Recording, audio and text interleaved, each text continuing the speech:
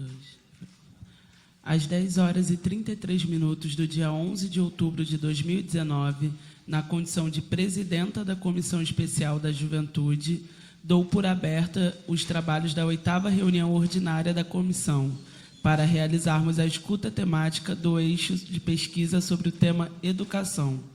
Então, bom dia a todos e todas, sou Dani Monteiro, sou presidenta da Comissão Especial da Juventude, uma comissão que funciona aqui na LERJ de modo temporário, né? Ela tem um prazo para funcionar e o nosso objetivo, ao construir uma comissão da juventude aqui na LERJ, é a partir da identificação de que não há políticas públicas específicas para a juventude, da qual são necessárias diretamente quando se fala, por exemplo, do acesso ao primeiro emprego.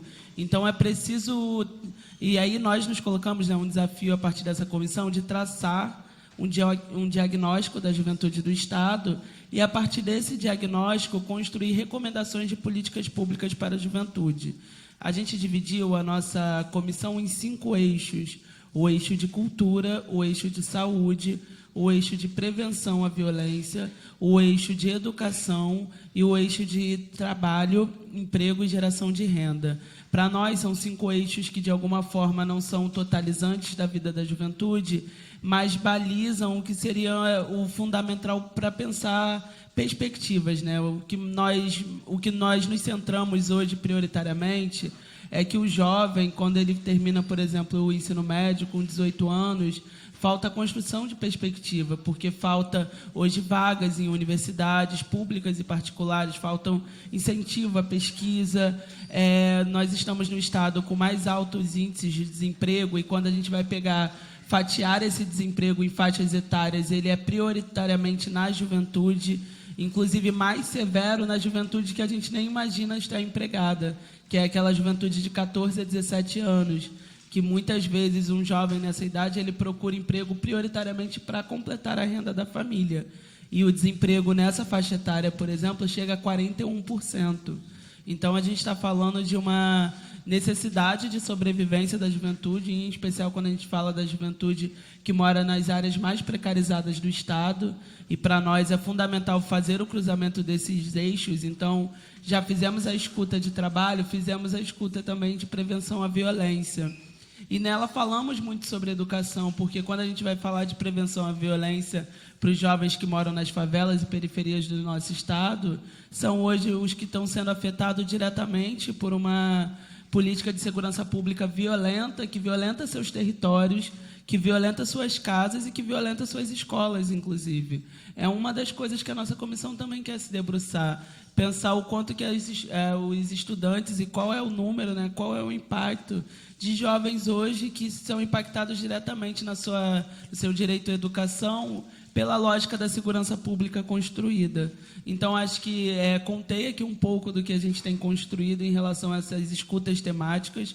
Como o nome já propõe bem diretamente, são espaços que a gente escuta entes que têm a ver com o eixo tratado. Então, hoje, no eixo de educação, nós vamos falar sobre os ciclos, né, as séries da educação, do básico, o fundamental, né, como um todo, o médio contando o médio aí também a questão do técnico, a questão do normal, e pensando também na universidade e o que tange o orçamento.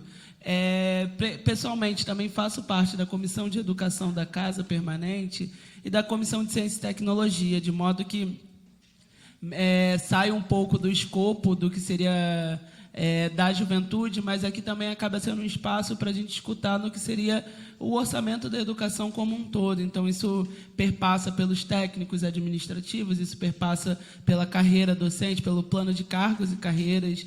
Então, de alguma forma, nós também vamos passar por esses eixos, mas a nossa prioridade, quando a gente fala de universidade e médio, a gente está prioritariamente falando sobre o jovem e os seus direitos enquanto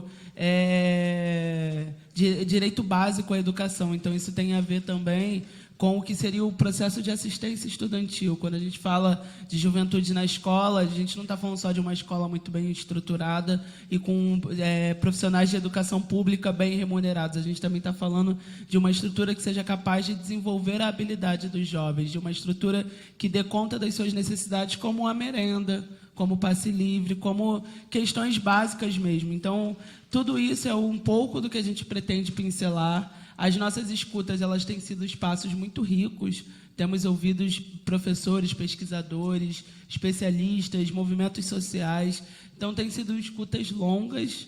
Hoje a gente vai fazer uma um pouco menor, porque o nosso eixo de educação, a gente já tem um trabalho mais acumulado dentro da própria comissão. Gostaria de lembrá-los, né, ou informá-los sobre alguns passos que a gente já deu na comissão no que tange o debate de educação, que foi a audiência pública que tratou no início do ano sobre a crise de vagas, que inclusive oficiamos a SEDUC a partir dessa audiência pública, para que a SEDUC demonstrasse qual é a ocupação e ociosidade das salas nos turnos, né, manhã, tarde e noite.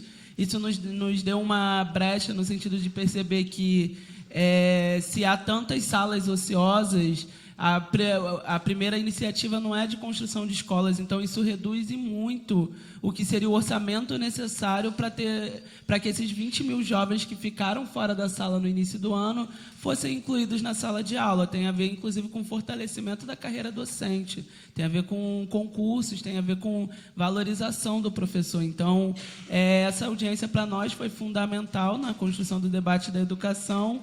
Tivemos também uma visita técnica à escola agrícola do MST, lá em Macaé, uma escola muito importante, feita a partir de uma aliança do MST com a UFRJ e com a UF de Macaé, na construção de um polo de uma escola que fale sobre agricultura familiar, permacultura e diversas formas de uso e uso consciente do solo, né, por assim dizer. E para nós foi também uma visita muito importante para pensar as diversas formas de educação, em especial a educação do campo.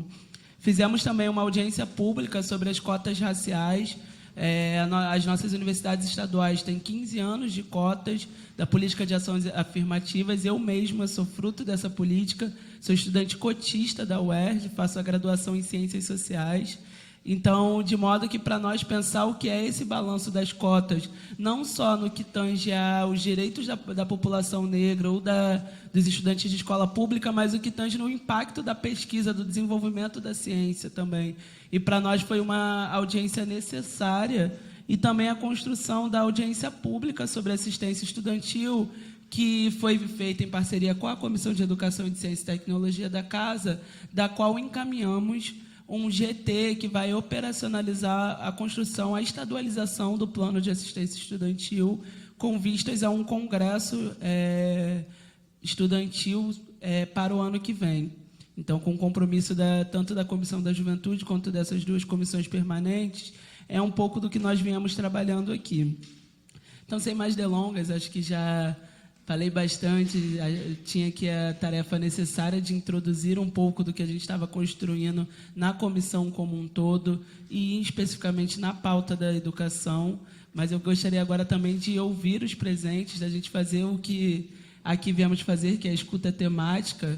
Então, explicando para vocês o funcionamento, a ideia da escuta temática é um espaço onde nós vamos ouvi-los, e a gente colocou um tempo médio de 10 minutos. Como hoje a gente tem menos convidados do que tivemos nas outras escutas, esse tempo tem uma tolerância, eu vou avisando aqui, mas não se sintam pressionados a concluir o raciocínio abruptamente por conta do tempo. Eu vou avisando só para orientar, quando tiver 5 minutos, quando faltar 2 minutos, e quando o tempo de 10 minutos se encerrar. Mas façam bom uso do tempo. Temos aqui já alguns confirmados presentes, outros estão a caminho, mas vamos fazer a escuta para conseguir garantir o tempo que temos aqui dentro da sala, né, do auditório da comissão. Então, sem mais delongas, vou passar agora para o Luiz Guilherme Santos, que é do CEP, o Sindicato Estadual dos Profissionais de Educação, e vai trazer um pouco aqui para a gente um panorama sobre a militarização das escolas.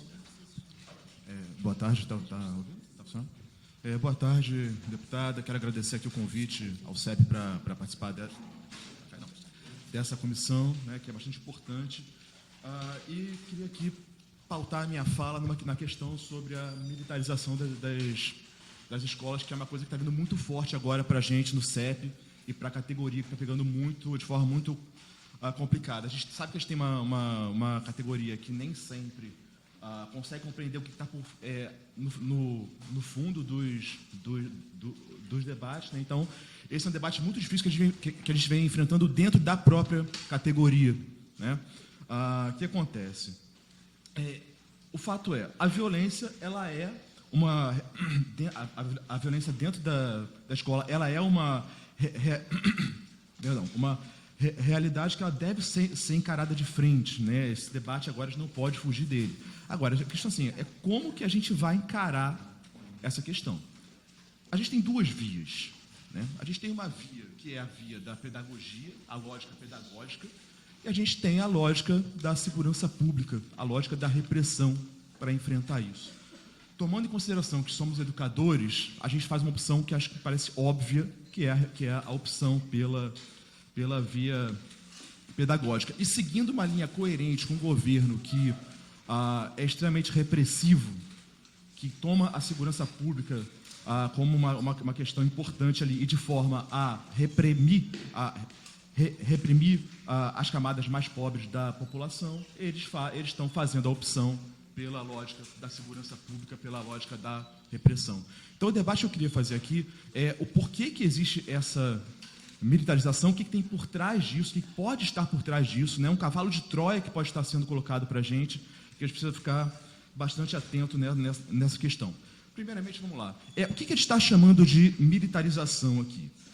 Eu coloco 3 projetos do governo, né? O primeiro projeto, que é o projeto Cuidar, o segundo projeto, que é o projeto do Botão do Pânico, e o terceiro, que é o projeto das escolas cívico-militares. Eu quero me deter um pouquinho a esses 2 primeiros. O que é o projeto Cuidar? É você colocar porteiros, inspetores, psicólogos dentro das escolas que sejam egressos do serviço militar. Inclusive, quando se faz quando o secretário ele faz a chamada disso, ele faz falando que são pessoas que têm capacidade para artes marciais, né? Ou seja, a lógica dele já é a de enfrentamento, né? Ou seja, o porteiro é o cara que tem que enfrentar, não é o cara que tem que educar, né? A mesma coisa vale para os inspetores, né? Então, o projeto Cuidar, ele visa botar porteiros e inspetores e psicólogos como egressos desse serviço militar para trabalhar na escola. Junto a isso, né, aí vem o projeto do Botão do Pânico, que é um aplicativo que vai ter, no qual vai ter uma central militar que vai ter imagens direto das escolas, né? Na hora que esse egresso do serviço militar, ele quiser, ele aperta esse botão, né, que é um aplicativo, isso vai transmitir ao vivo imagens para uma central militar, ou seja, é um sistema de vigilância que está sendo colocado ali, né? O terceiro ponto são as escolas cívico-militares, que está sendo anunciada já pelo governo federal. Aqui no Rio de Janeiro se aponta uma em Irajá, tem já em Volta Redonda e tem mais 2 já previstas para os próximos períodos, né? Qual é a questão aqui? Nós profissionais de educação, professores, porteiros, inspetores, as condições nas quais a gente está colocado, elas são muito difíceis, né? E tem muitos problemas de violência que podem ser resolvidos ou diminuídos se a gente tiver uma estrutura básica para isso. Então, primeira coisa, salários baixos, né? Os nossos salários eles estão congelados há 5 anos, para você ter uma ideia. O professor hoje que entra no Estado, ele começa ganhando R$ 1.169, né?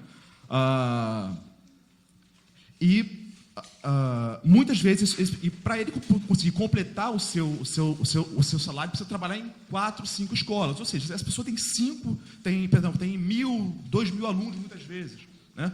Se eu tenho 2.000 alunos, como é que eu posso saber quem é o Joãozinho ou quem é a Mariazinha lá que está tendo algum problema que pode apresentar? Não dá, né? Ou seja, a questão salarial para a gente dar um retorno para o aluno, para a gente ter menos alunos e poder dar uma atenção ideal, a gente precisa ter um salário que permita a gente trabalhar com poucos alunos por ano, né? Que a gente possa trabalhar em uma escola, né? A segunda questão, cada turma tem 40 alunos ou mais, né? Ou seja, você não consegue dar uma atenção especial para aquele, você não consegue identificar quem é quem. Às vezes tem uma meia dúzia ali você conhece, tá, mas tem aquela pessoa lá atrás que você não que fica calada e você não sabe se essa pessoa tem algum problema ou não. Ou seja, não consegue dar atenção que aqueles alunos precisam, né? E terceira questão, os inspetores e porteiros. A maioria das escolas hoje elas não tem inspetor ou porteiro, né? Algumas que tem, às vezes tem um ou dois que precisa cada um dar conta de 40, 500 alunos. 400 ou 500 alunos. Ou seja, a situação na qual a gente está hoje colocado, ela é muito difícil e a gente não consegue dar conta daquilo que deveria ser dado, né? Sem contar que isso vem adoecendo muito fortemente a nossa categoria. O número de professores com síndrome de burnout é muito forte. Professores que já entram na fase de não conseguir prestar atenção no seu próprio trabalho. Isso é muito grave, isso é muito forte, né? Eu sou diretor de saúde do sindicato e o número de pessoas que eu recebo há 4 anos que eu estou lá, assim, vem adoecendo a gente mesmo, né? Porque assim, as pessoas passam problemas para a gente não consegue responder, né? As escolas precisam de psicólogos, isso é fundamental para a gente. Infelizmente, nosso presidente vetou aí o projeto que havia sido aprovado a nível federal, né? Agora, vamos só pautar essa questão aqui em termos de conjuntura, né? Porque assim, isso não vem do nada, esse projeto ele não cai do céu, né? Como se caísse como um raio caindo de um céu azul, né? Esse projeto ele vem na esteira de uma crise econômica extremamente forte pela qual o nosso país passa, né? Onde a burguesia está precisando recuperar seus lucros. Como é que a burguesia recupera seus lucros? Indo para cima do trabalhador, acabando com o direito do trabalhador. Ou seja, a reforma trabalhista do Temer, reforma da Previdência e uma série de outros projetos que nos próximos anos, se a gente não conseguir dar conta de dar resposta, eles vão precarizar muito o trabalhador, a classe trabalhadora no Brasil. E aí, assim, lá no capítulo 3, no livro 3 do Capital, Marx ele fala nas contratendências do capital. Uma delas, eu acho que é muito importante, que é a expansão de mercados. Só que acontece? Os mercados estão expandindo para o Brasil, ou seja, com essas reformas todas, a tendência que a gente pode ter é que daqui a alguns anos o Brasil vire uma nova Índia em termos de direitos trabalhistas, né? Ou seja, é uma reorganização da divisão internacional do trabalho. Só que você não faz isso sem reação. Você não faz isso sem que haja possibilidade de revoltas muito fortes, né? E é aí que entra o processo de militarização, né? Ele entra como uma forma de controle da classe trabalhadora, né? Um controle, primeiro, ideológico pela via da mídia, que vai propagar as suas ideias, que vai defender a militarização e outros elementos que possam vir junto, né? E o segundo, um controle pelo aparato repressivo. É a contenção das manifestações, mas é o controle da vida em todas as esferas que ela possa ter. E aí vai entrar a militarização dentro das escolas, né? Ou seja, esse aluno ele vai ser vigiado na escola, ele vai ser atacado no seu local de moradia, na favela, nos bairros mais pobres. Isso vem para a escola pública, onde estão os filhos da classe trabalhadora, né? Então, esse ponto aqui é importante, né? O aluno ele vai ser vigiado na escola e vai ser atacado de forma direta, para não dizer morto, na favela, né? Me parece que aí tem uma questão central bastante importante. Pegando alguns autores da sociologia, da geografia, né, Vacan, Harvard,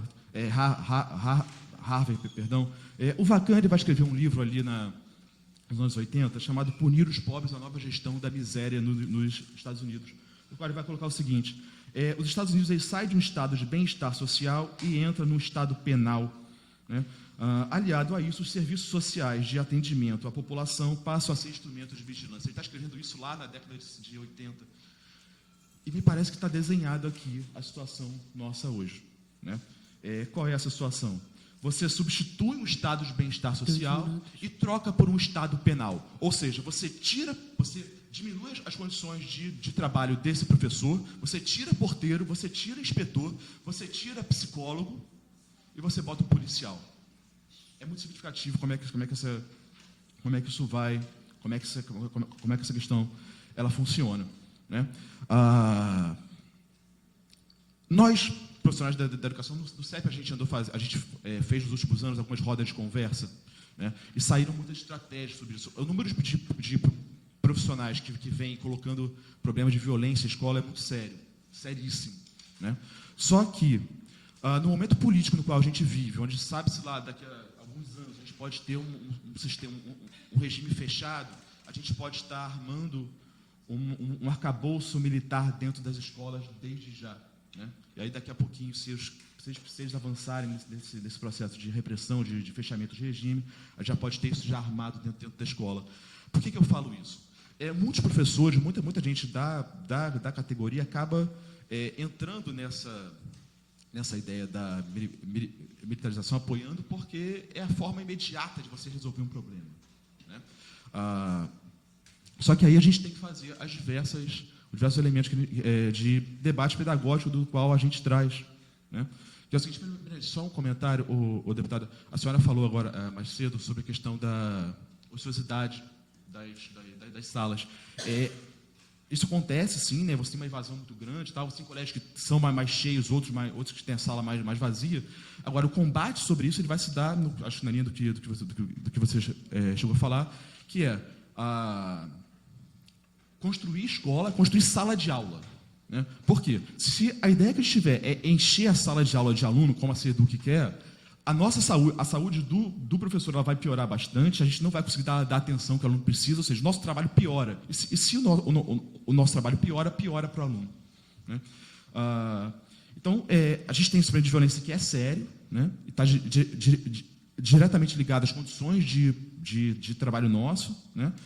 E aí a gente já tirou, nas rodas de conversa do CEP, a gente tirou uma série de estratégias pedagógicas nas quais a gente pode trabalhar, né, e que vem dando certo, né? A gente teve, na minha escola, por exemplo, a gente teve um problema há 3 semanas atrás, que foi um caso seríssimo, só que a escola deu conta, né? Então, vamos lá, alguns exemplos de possibilidade de tratar isso pela via pedagógica. Primeiro, coletivização dos problemas, né? Ou seja, tem um problema na turma 1003, ok, vamos os professores começar a identificar ali, se um não consegue identificar, outro consegue identificar, e trabalhar isso entre a gente, saber como é que a gente vai resolver esse problema, né? Conselho de classe ele é muito importante para isso, né? Decisão conjunta sobre o que fazer com estudantes que gerem transtorno. Se tem um aluno que tem um problema comigo, eu vou coletivizar esse problema, né? Eu preciso conversar com os outros professores, ou seja, a gente ir cercando pedagogicamente os problemas possíveis futuros que possam acontecer, né? E isso vem dando certo. Nos locais onde a gente consegue fazer esse debate com o corpo docente, com os inspetores e porteiros também, que são pessoas importantíssimas, porque eles falam mais do que a gente com os alunos, a gente consegue fazer esse debate, isso vem melhorando. Terceiro, antecipação dos problemas que possam vir a acontecer. Quarta questão, projetos que busquem os estudantes por outros aspectos da vida escolar que não seja a sala de aula. Então, projetos com música, projetos com teatro, leitura. Isso envolve o aluno, às vezes, uma coisa assim, a escola não pega ele dentro da sala de aula, mas pega fora em algum projeto. Isso tende a socializar esse aluno, isso tende a que ele joga a sua energia para situações dentro da escola que busquem uma via pedagógica, né? Quinto lugar, concurso público. Isso é fundamental, sem isso aqui a gente não começa nem a brincar. Porteiros, inspetores, enfermeiros, assistentes sociais, psicólogos e professores. A gente não pode hoje substituir essas figuras por policiais. É a lógica pedagógica à frente da lógica da segurança pública. Agora, me permita só fazer aqui uma observação. Como último recurso, em casos muito específicos, a gente pode acionar, eu acho que a gente pode acionar, sim, um policial, né? Me permita dar um exemplo aqui. Na minha escola, 3 semanas atrás, houve um caso gravíssimo, de uma possível chacina, né?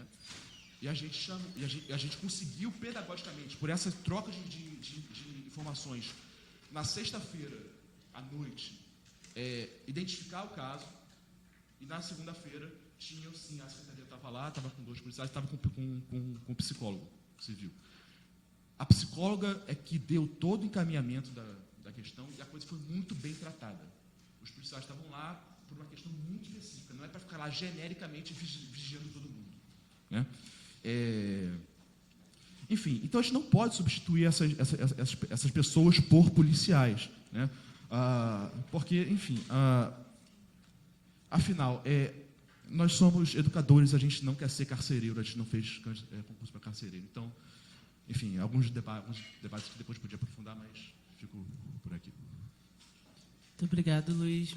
Importante contribuição de quem está ali no front, né, do ensino. Quando a gente fala de educação aqui na LERJ, acho que é fundamental a gente fazer esse espaço da escuta, né, esse exercício constante com os profissionais de educação, e eu acho que a sua fala nos enriquece muito sobre a realidade das escolas e metas, né, de que formas a gente pode lidar com os problemas objetivos que existem na vida dos estudantes hoje e não fazer uma caracterização esvaziada, né? Acho que entender de fato o que é o processo de evasão, o que é também ali o desgaste, a violência dentro das escolas. Eu acho que a sua fala nos brinda bastante com informações a respeito.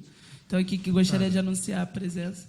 Eu só queria pedir desculpas, porque assim, daqui a pouquinho eu vou precisar dar aula, aí eu ouvi todos os Sim, tudo bem. Que vão precisar falar, vão falar. Então, só queria pedir desculpa, que daqui a pouco eu vou precisar sair, tá? Okay. Tudo bem, Luiz. Anunciar a presença do nosso jovem deputado também, vice-presidente da Comissão de Juventude, Renan Ferreirinha. E vou passar agora a palavra para Ângela Iório, que é do Conselho Estadual de Educação. Primeiramente, eu quero dar bom dia a todos e a todas aqui presentes, né? As entidades, as organizações, as universidades que aqui estão, ao convite da deputada Dani Monteiro, né? Que sempre convida o Conselho para estar aqui. Eu estou representando a presidenta do Conselho, a professora Malvina Tuttman, que está numa agenda externa. Ela gostaria muito de estar aqui, mas não foi possível.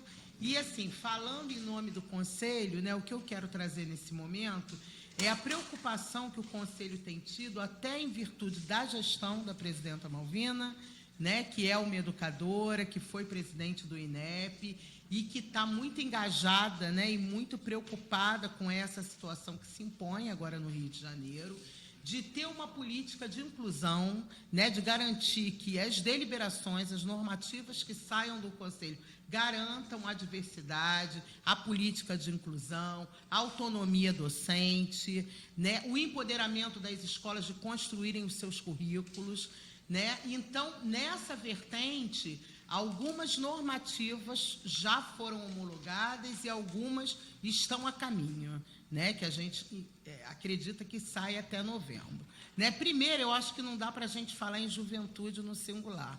A gente precisa falar em juventude no plural. Né? Nós temos juventudes. E juventudes com realidades distintas no mesmo estado, no mesmo bairro, né? Nos diversos municípios. E pensando nesses jovens, há necessidade de se garantir direitos, né? E principalmente nesse momento de austeridade que a gente está vivendo aqui no nosso estado.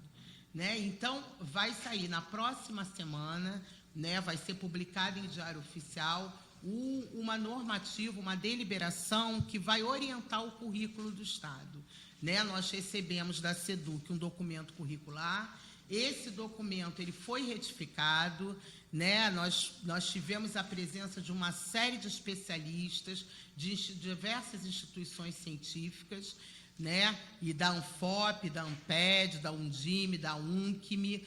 Ele foi discutido, houveram várias audiências públicas, né? E agora a gente conseguiu, então, construir uma deliberação, né, no sentido de garantir a liberdade curricular das escolas, de organizar os seus currículos, né, não um currículo determinado pela SEDUC ou determinado pelo governo federal, mas cada escola tem a sua realidade, né, garantindo os diferentes espaços de atuação, a autonomia docente. Então, essa deliberação está sendo publicada, homologada na próxima semana. Né? Um outro documento que também, uma nova normativa que vai ser homologada ainda nesse mês de novembro, e eu falei sobre isso quando eu estive também presente quando foi discutida a crise de vaga nas escolas, é a deliberação é que garante aos jovens, em cumprimento de medidas socioeducativas, aos jovens e adolescentes, a matrícula e a permanência nas escolas públicas, não só na rede do DEGASE, mas nas escolas extramuros, como a gente chama, né? E aí também garantindo, como trouxe o nosso colega do CEP, Luiz, que professores concursados trabalhem nessas escolas e não professores contratados pela rede, né? Que os professores que têm que dar aula em várias escolas, que eles permaneçam numa mesma escola atuando, né? Que esses jovens estejam, isso tudo está na deliberação, eles tenham garantia de receber um vale-transporte, num deslocamento da escola para os cursos profissionalizantes, né? Que eles tenham acesso a esses cursos, que seja garantido nos seus documentos escolares um anonimato, né? Que não esteja visível às unidades socioeducativas que eles permaneceram naquele período, para que eles não sejam aqui fora estigmatizados, né? Então, assim, essa é uma preocupação da deliberação, né? Ela já vai estar indo para o Conselho Pleno para aprovação e deve estar saindo ainda em novembro, né? Então, eu acho que, assim, essas políticas, né, como um órgão normativo, a gente está preocupado em colocar na rua deliberações que garantam essa inclusão, essa diversidade. Uma outra que saiu foi garantindo ao jovem, né, ratificando já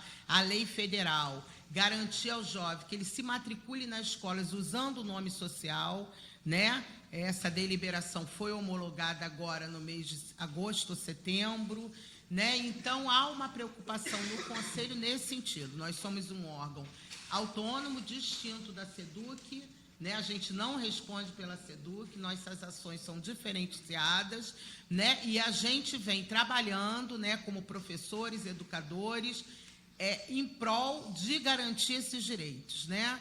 De garantir uma política de inclusão, de respeitar as diversidades, né? E de compreender a juventude no plural, né? Nos seus vários aspectos e na sua diversidade, realmente. Né? Eu trouxe um texto para ler, se houver algum momento, alguns trechos eu acho muito interessante, de uma mestranda da Unirio, e que ela traz essa questão da juventude do plural, e ela trabalha com uma música do MC, MC Mestiço, que fala sobre juventude, né? Então, eu acharia bastante interessante trazer algumas falas desse texto, né? Assim, a título de reflexão. Mas eu sei que o meu tempo está encerrando. Ainda tem 5 minutos. Então, 5 não, você tem uns 3 minutos agora. Vamos lá, só para a gente refletir um pouco. Bom, vou trazer um trecho da música que ela traz, né? Que fala assim: o jovem do Brasil não é levado a sério, porque o jovem no Brasil só é levado para o cemitério. Morte, genocídio da população negra. Acorde, antes que bote uma bala na sua cabeça. Reconheça, na periferia já existe intervenção militar, invenção para os boy militar. Aproveite e lute como jovem, porque aqui o levante já vem. Eu estou cansada da alienação. Hoje eu vou fazer uma revolução. Pegue a caneta, partir para cima. Hoje a história vai ser reescrita. Salve a Juventude é uma música do MC Mestiço. E aí ela traz algumas reflexões nesse texto, né? E ela diz assim: eu retirei algumas. Esses jovens podem falar? Essa é uma pergunta muito recorrente quando abordamos a juventude, principalmente a partir de sua participação social. O trecho, eu estou cansado da alienação, direto ou indiretamente, responde ao questionamento apresentado, pois, apesar de possuírem uma representatividade marcante, os jovens ainda aparecem silenciados na maioria dos espaços da estrutura social vigente. Em contrapartida, quando diz, hoje eu vou fazer uma revolução, essa voz caminha para ações juvenis imbricadas de resistência e indo mais além. E aí eu vou pegar um finalzinho do texto dela, que é bastante interessante, que ela diz assim: Salve a Juventude é uma letra atual que descreve situações juvenis brasileiras. No entanto, dentre esses jovens, a música, apesar de ser a mesma, apresenta melodias diferenciadas, de acordo com suas novas condições juvenis. Essas letras são escritas e reescritas todos os dias. Em algum momento se cruzam. De um lado, descrevem jovens que querem ser ouvidos, pois têm voz e querem ter vez. De outro, jovens negros que não se reconhecem nos espaços educativos, não dialogam com as estruturas sociais, econômicas e políticas de um Brasil tão diverso, porém ainda tão repressor e desigual.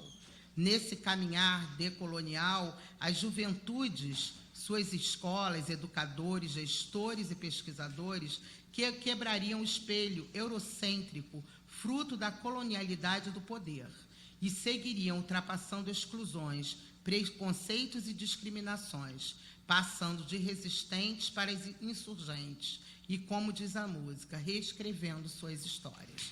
Tá? O texto é Salve a Juventude, Desafios e Perspectivas das Juventudes Brasileiras por um Caminhar Decolonial. A autora é a Grace Regina Bulgar dos Santos, da Unirio, que foi orientanda de Cláudia Miranda. Tá? Eu acho que é um texto que vale a pena ler, né, que fala sobre essas distintas juventudes, né, e para a necessidade realmente de empoderamento e de garantia de direito dos jovens que estão aqui, né, e que estão no Rio de Janeiro. Acho que é isso. Muito obrigada, Ângela. Acho que é muito importante, né, que nunca nos falte a poesia, principalmente na academia. Nos interessamos, né, pela tese, inclusive a gente já vem trabalhando dentro da comissão com a ideia de juventudes no plural, porque quando a gente fala da juventude do Estado do Rio de Janeiro, em toda a sua diversidade, territorialidade e história, né, e origem, eu acho que a gente está falando de uma juventude, de fato, que não pode ser colocada no singular. Então, o texto vai ser apreciado pela nossa comissão e tudo que a gente está construindo aqui, dessas escutas temáticas, das audiências públicas, visitas técnicas, nós vamos anexar, né, o relatório final, que a gente pretende construir, de fato, um denso relatório. Então, vou pedir, Ângela, para, a posteriori, você passar aqui também para a nossa assessoria, que a gente está reunindo também todos os documentos que as pessoas trazem, né, todas as informações, dados, pesquisas, artigos que as pessoas trazem para esse espaço, a gente está recolhendo para fazer bom uso para a construção do relatório. Muito obrigada e um beijo para a professora Malvina também, que é fundamental parceira aqui do debate da educação, sempre presente na Alerj. Imagino que, de fato, hoje teve um compromisso extratempo, mas já mande um abraço para ela. Passar agora para Carmen Prachedes, que é representante da SR1, da UERJ. Ela é assessora acadêmica. Certo, Carmen? Correto. Então, bom dia a todos. Está funcionando aqui? Eu nunca me dou muito bem. Pode chegar mais para frente. Tô ligado, né? Essas coisas. Carmen, eu aviso com 5 e com 2. Tá bom, tentarei ser breve. Mas então, não encerre o raciocínio por causa do tempo. Tudo bem, muito obrigada. Como fui apresentada, né, sou Carmen Prachedes, estou aqui representando a Subreitoria de Graduação, que desde 2006 tem como subreitora a professora Tânia Neto. Eu lá exerço o cargo de assessoria acadêmica e que me coloca, né, diante de situações muito sérias, né, e muito próxima dos estudantes que nos procuram, muitas vezes desesperados e sem saber e sem conhecer até os próprios caminhos internos de uma universidade que é muito grande. Então, nesses 4 anos, né, nós recebemos, através de documentais e também no dia a dia, em torno de 2.000 estudantes com situações muito sérias. E aí, independentemente da etnia, chegam jovens mães com dificuldades, né, com seus filhos, né, porque não podem, ou quando tentam, nem sempre são bem recebidos, né, em sala de aula com o seu bebê, e que precisam ter imediatamente, né, e aí não só para as estudantes, também para as técnicas, para os funcionários, para os servidores de maneira geral da UERJ, ter um espaço dentro da universidade, que tem uma população muito grande, para receber os seus filhos, onde elas possam deixá-los protegidos, né? Porque receber uma criança na sala de aula não é apenas uma concessão do professor, é uma questão de segurança também. Então, isso precisa ter um tratamento e uma atenção de vocês, né, que nos representam, do governo do Estado do Rio de Janeiro, enfim, né, dos dirigentes, das pessoas que tenham realmente preocupação de como essa juventude ou essas juventudes têm acesso à universidade, obviamente que a gente não perde de vista a educação básica, onde tudo começa.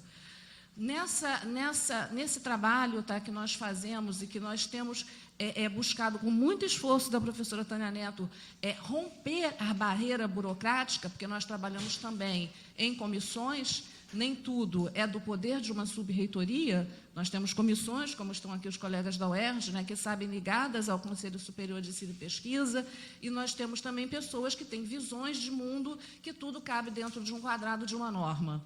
E não é isso, tá? Eu, muitas vezes, me comovo, e quando estou lá dentro, tá, por escolha de estar naquele cargo, né, me envolvo muito com as pessoas, estou lá para ouvi-las, sobretudo, como a sub-reitoria tem levado isso à frente durante esse longo percurso, porque foi muito difícil, que nós tivemos uma crise aí que nos sufocou a todos. Nós vemos situações, aí o colega falou, isso me veio logo à cabeça, tá? Nós precisamos de grupos de psicólogos e psiquiatras, não só nas escolas, mas também na Universidade do Estado do Rio de Janeiro. A professora Tânia, quando ainda era diretora do CETREINA, ela criou o NASCE e agora ela colocou na estrutura da universidade o núcleo de acolhida ao estudante. Porque eu, que sou profissional de letras, por mais que tenha boa vontade, chega um momento que eu vou ter uma limitação. Chega um momento que eu vou precisar encaminhar esse estudante para um psicólogo, para um psiquiatra.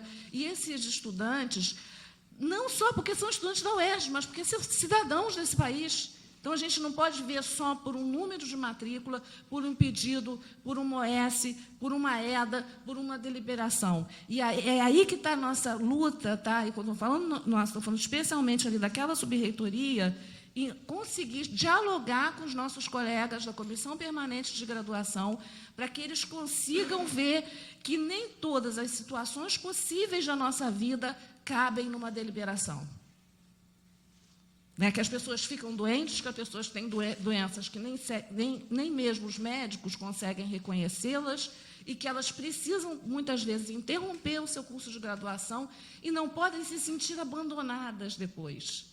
Elas têm que se sentir acolhidas no retorno para a universidade, que é todo um processo, né? Quando nós técnicos, quando nós professores temos um problema, nós temos um momento, depois, que eu não me lembro bem a nomenclatura, que é de ambientalização, né? Dessa volta do técnico de uma situação de doença. E os estudantes não têm isso.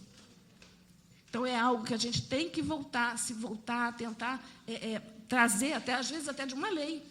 Porque nem sempre a gente vai ter o convencimento interno dos nossos colegas, mas a gente conseguiria fazer isso se tivesse uma lei, né, em termos de Estado, para proteger e acolher esses estudantes.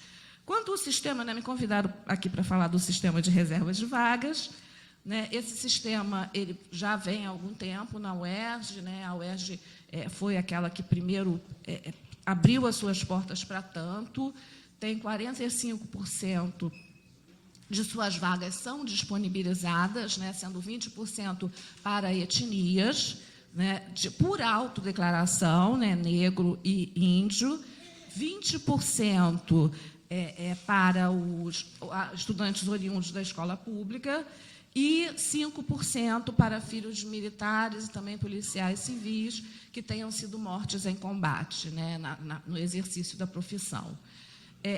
Esse programa ele tem a acolhida da comunidade, né, como um todo, né, eu acho que a UERJ ela se viu, né, ela se identificou com a política de cotas, né, não foi só a questão de ser uma política, mas ser uma política que também tem relação com a própria identidade da universidade pela sua história. E nós precisamos também de mais recursos para poder acolher esses estudantes. Essa bolsa ela não aumenta há muito tempo. Eu, que sou parda, tá? Fui aluna da UERJ, sou mais lá atrás do sistema de reservas de vagas, passei por diversas dificuldades para me manter na universidade, tendo, inclusive, que sair de noite para tarde. Então, se a gente quer realmente que esse estudante se mantenha na universidade, ele precisa ter uma bolsa maior. E essa bolsa maior, acho que a gente tem uma clareza que seria em torno de um salário mínimo. Uma grande vitória, né, histórica que a gente teve na UERJ foi conseguir o restaurante universitário. Ele realmente é muito positivo, e eu posso falar, porque fui professora que diversas vezes entrei na fila, comi lá no restaurante, gosto da comida. Esses estudantes têm também o auxílio transporte, mas eles precisam de mais, as carências são muito grandes, as dificuldades são muito grandes. O sistema de cotas na UERJ, ele é, antes de tudo, tá, para poder ingressar por esses grupos, ele é por renda. Tá em torno de 1.467 pela renda per capita familiar. E o estudante, na inscrição, agora nós estamos na fase da inscrição do exame discursivo, ele tem que ir se manifestar. Depois que ele entrou, ele não consegue o acesso ao sistema de cotas.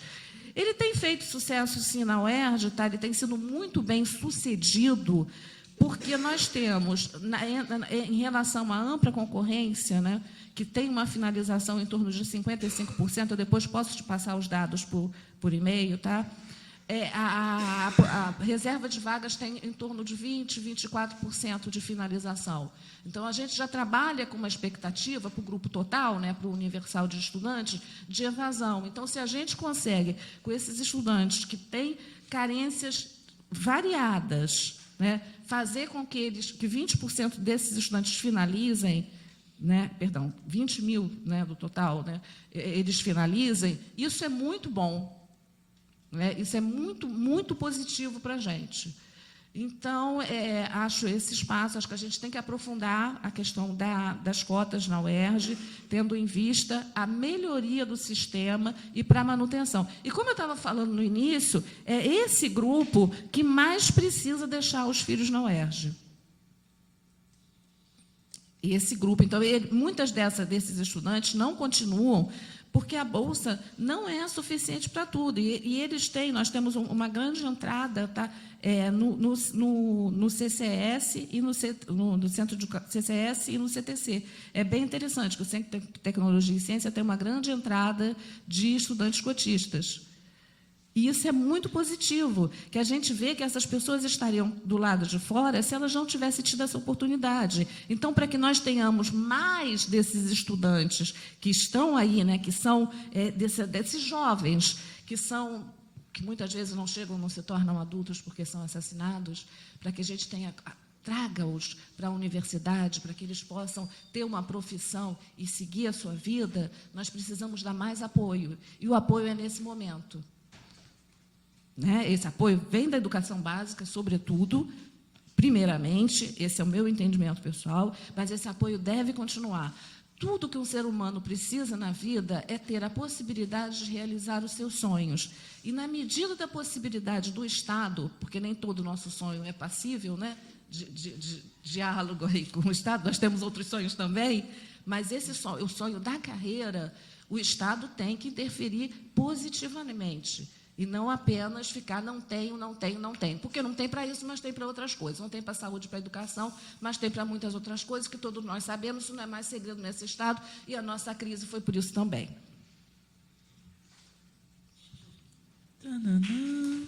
Sem comentários. Estou aberta às perguntas.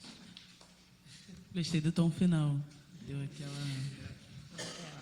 Muito obrigado, Carmen. Acho que você descreveu com muita precisão. Eu, como estudante cotista, que também veio dessa origem, né, que você descreve, me senti muito representada na sua fala. Acho que a dificuldade do acesso ela é enorme, mas você percebe uma barreira ainda maior, que é a barreira da permanência, a dificuldade de continuar ali, de fechar um curso de graduação, de você ter estrutura e condições mínimas para continuar esse curso, e você saber que você está ali sendo da única geração da sua família que entrou naquele lugar. Eu acho que isso é muito marcante na rotina, no cotidiano de um estudante cotista da UERJ, e certamente as suas palavras trouxeram muita precisão no que a gente passa ali. Deixa eu falar uma coisa. Olha, eu sou oriunda do bairro de Anchieta, e em 30 anos nós tivemos duas pessoas que fizeram um curso superior, muito curioso, em 30 anos. Eu e um rapaz que eu consegui ajudá-lo, né, porque era perto lá da minha casa, que fez Unicamp, e que é professor de Química na Unicamp. Duas pessoas em 30 anos. Tudo bem. Universidade Pública. Pedir Bem, licença Luiz. a todos que eu preciso sair agora trabalhar. Fique à vontade, vai lá, vai dar aula da nossa juventude aí. Muito obrigado pela presença. Passar agora aqui a palavra para o nosso vice-presidente, o jovem deputado Renan Ferreirinha, que vai também trazer uma contribuição para o nosso debate. Bom dia a todos. Queria primeiro saudar Dani pela liderança, pela presidência, por essa agenda tão ativa e bacana na nossa comissão. Saudar a presença aqui também do Luiz Guilherme, que está saindo. Saudar a Ângela, Carmen e todos os que estão presentes aqui, como ouvintes, participantes da nossa comissão, que vem realmente com essa ideia de buscar ter essas escutas temáticas para que nós possamos aprofundar o debate em certos pontos aqui, né? A gente acaba tendo discussões muito superficiais nessa casa. Obviamente, devido ao volume de atividades que nós temos, não se dá para ganhar profundidade de todos os assuntos como gostaríamos. Mas existem alguns assuntos que não tem como você manter uma superficialidade. Então, o que eu vejo, a importância da comissão é para que a gente possa realmente ganhar uma atenção maior, ganhar uma profundidade necessária, porque senão a gente não consegue endereçar os reais problemas da nossa sociedade, os reais problemas da nossa juventude.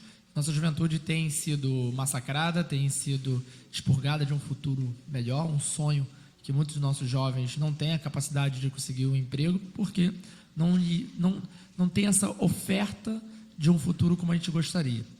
Nós temos hoje um estado com 15% de desemprego e entre os jovens essa taxa chega a quase 28%. Sem contar todas as dificuldades de sobrevivência que se dá, né? Eu sou de São Gonçalo, na periferia do Rio de Janeiro, e infelizmente tive diversos amigos que não estão mais conosco, vi situações que mostram para a gente como nossa juventude está em risco, especialmente uma juventude periférica, de comunidades, pobre, negra. Então, uma juventude que estatisticamente está mais em risco. A gente precisa sim debater esses assuntos para que a gente possa entender o X da questão. E como a gente vem tocando no dia de hoje, mais voltado para a educação, e particularmente essa é a minha bandeira central, é a educação, uma educação de qualidade para cada uma de nossas crianças e jovens, através também do protagonismo jovem, que é tão rechaçado e tão abafado. A gente precisa mudar esse cenário, precisamos realmente tratar com uma maneira prioritária, com uma bandeira central, seja através de uma classe de maior de empoderamento, seja através de um grêmio estudantil, seja através de oportunidades de atividades extracurriculares. Como que a gente consegue fazer uma escola, Dani, que consiga competir com o trabalho informal, com o tráfico de drogas, com a milícia, consegue competir com a triste estatística do nem estuda nem trabalha? Ou seja, são essas dificuldades que nós temos. E, infelizmente, aqui na LERJ, a gente perde muito tempo e não discute esses reais problemas. Tem muito oba-oba e tem muitas discussões que acho que poderiam ser evitadas. Eu entendo aqui, obviamente, a posição de cada parlamentar, mas eu acho que a gente deveria ter um choque das reais prioridades do nosso Estado. O que deveria nos causar revolta é a gente olhar hoje uma escola fechada, é a gente olhar hoje uma escola aberta, mas que não ensina nada, é a gente olhar hoje pais e mães correndo para conseguir matricularem suas crianças, seus jovens. A gente olha hoje uma falta de professores, ou nossos professores não sendo amparados como deveriam ser. Ou seja, temos diversos problemas e desafios que esses sim seriam os que teriam que nos tirar o sono. E eu, particularmente, perco meu sono algumas vezes pensando nessas ideias e nesses problemas, mas somos juntos e com discurso, com diálogo, com discussões que nós conseguimos chegar lá. Só queria fazer essa contribuição. Também tem uma agenda em seguida, vou ouvir mais uma palestrante, mas queria deixar meus votos de estima e que a gente possa cada vez mais ter esse diálogo aberto. Mais uma vez, saudar a Dani. Obrigado. Muito obrigado, deputado Renan, que parceiro na luta da educação, e estamos inovando aqui nessa casa. Em tempos difíceis, a gente traz aqui áreas da juventude que traz uma nova cultura política, uma nova noção de pertencimento e novas necessidades e exigências tão do nosso tempo histórico, né? Tão do século XXI, tão de 2019. Acho que é uma batalha que a gente vem travando aqui, e certamente nossa disputa das meias traduz um pouco aqui do nosso cotidiano, que tem essa política um pouco com afeto, essa política um pouco com riso, de um espaço tão endurecido quanto a LERJ. Então, muito obrigado pela presença, deputado, pelas palavras. Passar agora aqui, seguir nossa lista, passar para a Mari Teodósio, que é diretora do DCE da UFRJ e faz parte do Movimento Rua.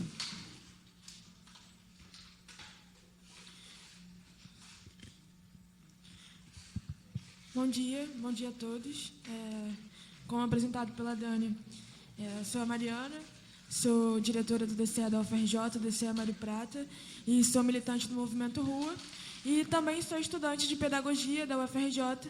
Então, a minha fala, ela vai no sentido do lugar do movimento social, do lugar do estudante que está ativo ali na construção de áreas de luta, mas também vai do lugar da professora em formação, que hoje, enfim, sou e hoje estou me formando.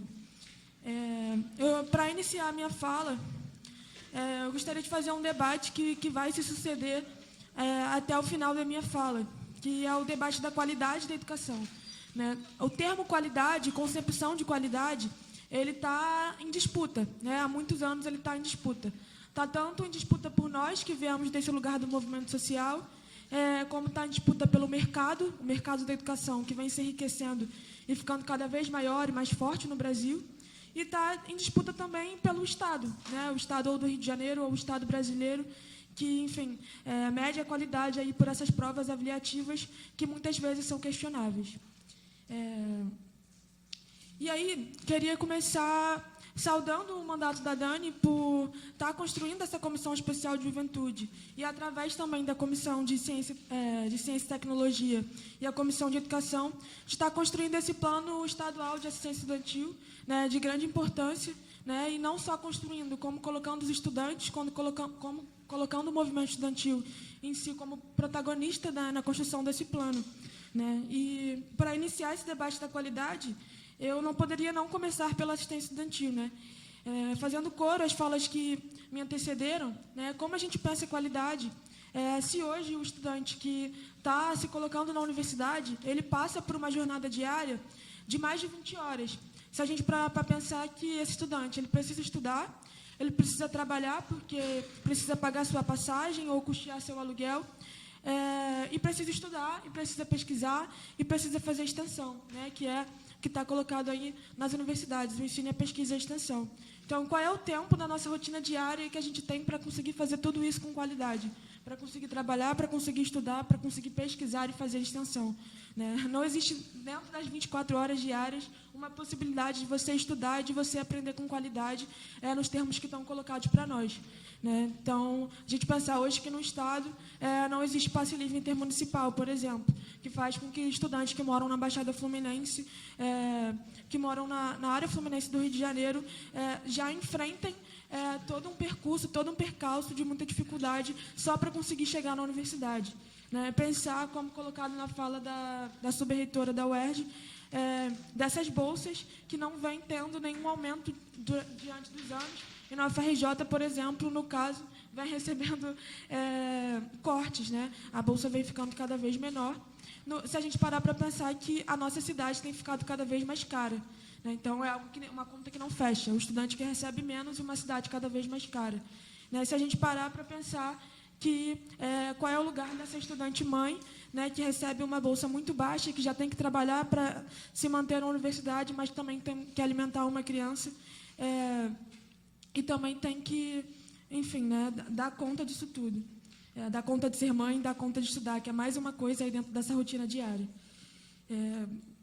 E continuando a minha fala, dentro desse debate da qualidade, como é que a gente pensa a qualidade, né, nesse Brasil que teve muito recentemente, né, o seu ensino fundamental universalizado, né, mas que no estado do Rio de Janeiro, por exemplo, a gente ainda tem muitos percalços em relação ao ensino médio, né, porque durante uma década toda no estado do Rio, a gente teve o ensino médio sendo avaliado pelo SAERJ, né, que foi derrotado, né, graças à vitória dos estudantes que ocuparam as escolas em 2016 e derrubaram o SAERJ, mas a gente passou para o SAERJ por uma década, né? E como essa prova avaliativa transformava o currículo das escolas e transformava os projetos pedagógicos possíveis dentro das escolas do estado do Rio de Janeiro de ensino médio, né? Porque é todo um currículo e todo um projeto político-pedagógico completamente estruturado para uma prova avaliativa, né, que funcionava também pela lógica meritocrática, porque as escolas com melhor índice de desenvolvimento nas provas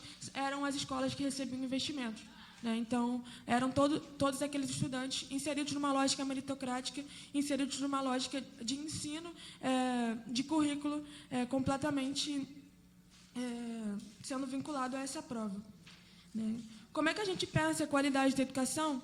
Pensando também a democracia escolar, né? Pensando o que foi colocado aqui, fazendo coro ao professor do CEP, né, que infelizmente se retirou, mas que quando ele fala ali de coletivizar os problemas, isso nada é mais do que democracia escolar, né? E isso não é qualquer coisa, porque falando principalmente do estado do Rio de Janeiro, que é um estado que tem uma disputa de território entre a milícia e as facções, né? No caso, as milícias também são facções, e que esses territórios ocupados pelas milícias são justamente os territórios que enfrentam com mais dificuldade essa questão da democracia escolar, né? O Plano Nacional de Educação, né, que foi aprovado há mais ou menos uma década, previa que em 2014 todas as escolas no Brasil já estariam sendo minimamente democráticas, ou seja, não estariam tendo mais indicação política para a gestão escolar, né? Mas o que a gente vê hoje no estado do Rio de Janeiro é uma configuração completamente diferente, né? Principalmente nesses territórios da milícia, onde a democracia escolar, onde a gestão escolar continua sendo indicada politicamente e não sendo votada e construída pela comunidade escolar. Isso faz muita diferença, né? Para nós que estudamos educação, para aqueles que atuam na área da educação e conhecem esses estudos, sabem que as escolas mais democráticas são as escolas com mais qualidade. E isso não é qualquer coisa, porque quando o estudante ele está ali inserido naquela comunidade escolar, quando ele se sente parte da escola, quando ele se sente parte da construção daquele projeto político, quando ele se sente parte do currículo sobre aquilo que ele vai aprender, ele entende qual é o papel da escola e, por consequência, aprende mais. Como pensar a qualidade da educação, pensando que hoje a gente vive num estado de guerra, né? Um estado onde o governador sobe em helicóptero e atira para baixo em hora em que as crianças saem da escola, né? Pensar, por exemplo, hoje no Complexo da Maré, que é uma favela que tem mais de 40 escolas dentro dela, e que isso não é qualquer coisa, né? Porque a Maré em si é um complexo muito atacado por ações policiais. Semanalmente a gente tem notícias do Complexo da Maré, de mais pessoas mortas lá, e são 40 escolas ali, então são 40 escolas diretamente afetadas semanalmente por ações policiais. E qual é o futuro que essas crianças pensam, né? Quando o professor do CEP coloca o projeto Cuidar, por exemplo, fala sobre o projeto Cuidar, o projeto Cuidar em si fala que o estado do Rio de Janeiro está pensando hoje uma solução para a violência nas escolas, o que é completamente contraditório, porque é o estado do Rio de Janeiro que opera o terror dentro das escolas hoje. Como pensar a qualidade, fazendo mais uma vez coro à palavra do professor do CEP, se hoje os docentes nas escolas adoecem todos os dias, né? Se hoje eles têm mais de 2.000 alunos, se hoje os professores sofrem uma guerra, tanto material, no sentido material de não se abrir concurso público, no sentido material de terem que dar aula para mais de 20 turmas, no sentido material de que a estrutura escolar e os materiais que temos para dar aula são completamente baixos, completamente, enfim, fora do que a gente precisa, mas também uma guerra ideológica, né, de perseguição aos professores no tempo onde o conservadorismo vem avançando e que os professores são colocados como os grandes vilões da história. como pensar a qualidade se esses professores estão adoecendo e não tem nenhuma garantia ali de conseguir ensinar com qualidade. E aí, para concluir a minha fala, que vem se encerrando, eu gostaria de lembrar que lá em 2006 a gente teve a aprovação da Lei 10.639, a lei que coloca que é obrigatório nas escolas o ensino da história da África e da cultura afro-brasileira. Né? E se eu parar para perguntar para cada um que está aqui hoje, para cada um que está aqui agora, o que é que vocês pensam quando pensam em cultura escolar, memória escolar? Né? A gente pensa, às vezes, em algo bom, em algo que marcou, mas, na maioria das vezes, a gente pensa em algo muito negativo, aquilo que nos marcou negativamente, aquele professor que nos desacreditou, aquela disciplina que precisava ser seguida, a questão de entrar na sala de aula, ter que olhar para frente e ter que respeitar o horário. É isso que a gente pensa quando a gente pensa em cultura escolar. E aí, para encerrar mesmo, vou encerrar com uma pergunta. Né? Quando é que a gente vai pensar em cultura escolar e vai pensar que foi lá que a gente aprendeu a cultura do nosso povo, foi lá que a gente aprendeu a nossa história, foi lá que a gente aprendeu sobre jongo, sobre samba, sobre capoeira, sobre rap, sobre slam, que foi lá que a gente se deu conta que a cultura do nosso povo é a cultura popular. Esse não é o olhar que a gente tem sobre a escola hoje, infelizmente. O olhar que a gente tem sobre a escola hoje é um olhar negativo. Então, essa é a educação que nós acreditamos, a educação onde a gente possa olhar e pensar positivamente sobre a escola e pensar que foi lá que a gente aprendeu sobre a nossa história. Enfim, é isso.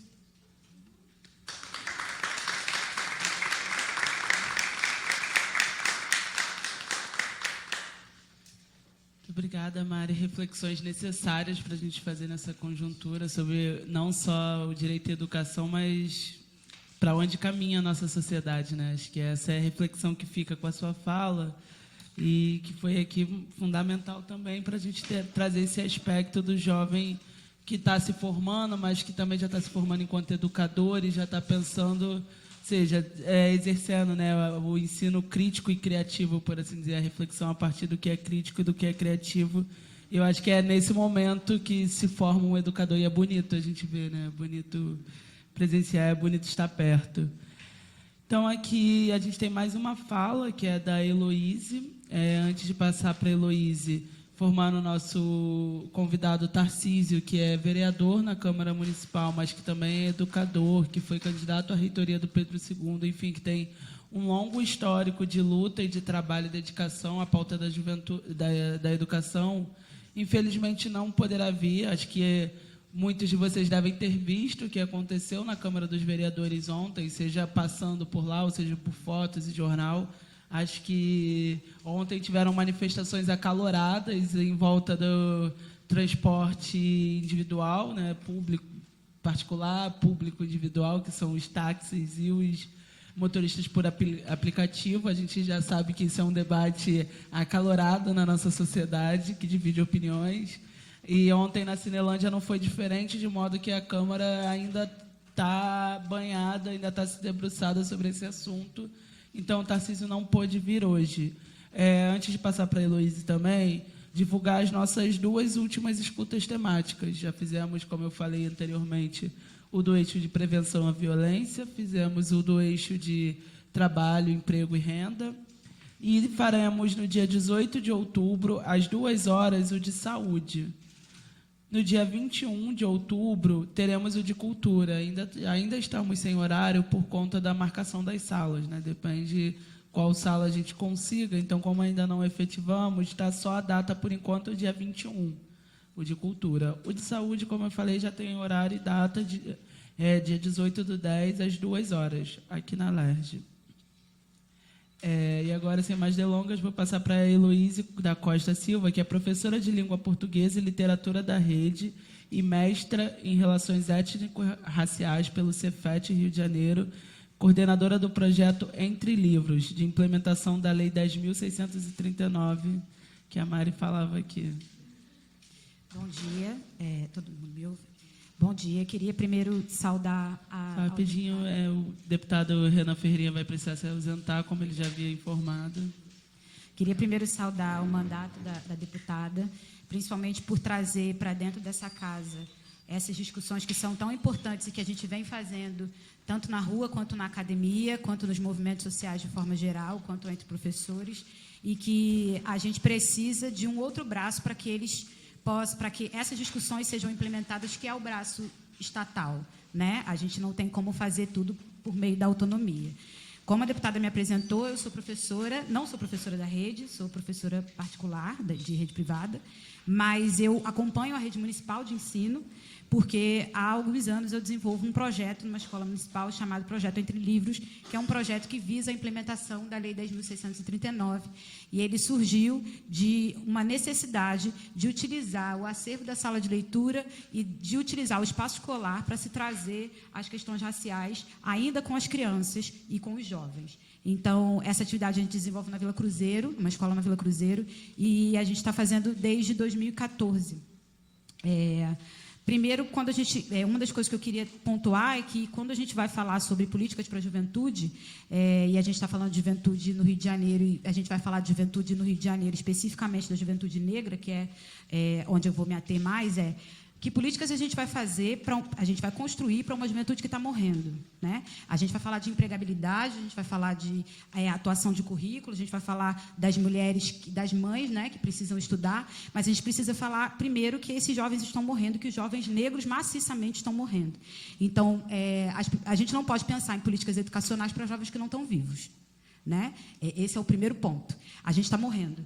Eu sou ainda jovem, né, com 31, mas assim, eu ainda avancei na estatística. Se eu pensar, homens negros da minha idade, eles estão cruzando várias estatísticas. Se eles forem homens negros que chegaram à universidade, eles estão cruzando mais ainda. A gente está morrendo, e a gente está morrendo por causa do Estado. E aí o Estado nos mata fisicamente. Primeiro, porque a gente, assim como a Mari muito bem colocou, o Estado é o primeiro que está colocando o terror dentro das escolas, então o Estado está nos matando fisicamente, mas o Estado nos mata simbolicamente, educacionalmente, curricularmente, representativamente. Então, quando eu estou trazendo uma discussão, que é a que eu vou me ater por causa do tempo de fala, a respeito das relações étnico-raciais na escola, primeiro, a gente não tem como discutir relação étnico-racial sem pensar a maneira que o jovem negro hoje está colocado dentro da escola. E aí, para a gente também discutir juventude, a gente vai ter que atrelar uma discussão que tem que ser anterior, que é a da infância. A gente hoje pode discutir o genocídio da infância negra. A gente tem o caso da Ágata, a gente tem o caso de outras crianças negras, que foram mais de 6 mortas pelo Estado só nesse ano. Então, a gente está falando de uma juventude que muitas vezes não chega a ser jovem. A gente está perdendo crianças de 9 anos, de 8 anos. Então, eles não estão chegando a ser jovens porque estão morrendo antes. E aí, como é que... Bom, então vamos pensar nos jovens que estão vivos, né? Dos que o Estado ainda está deixando chegar a ter a idade.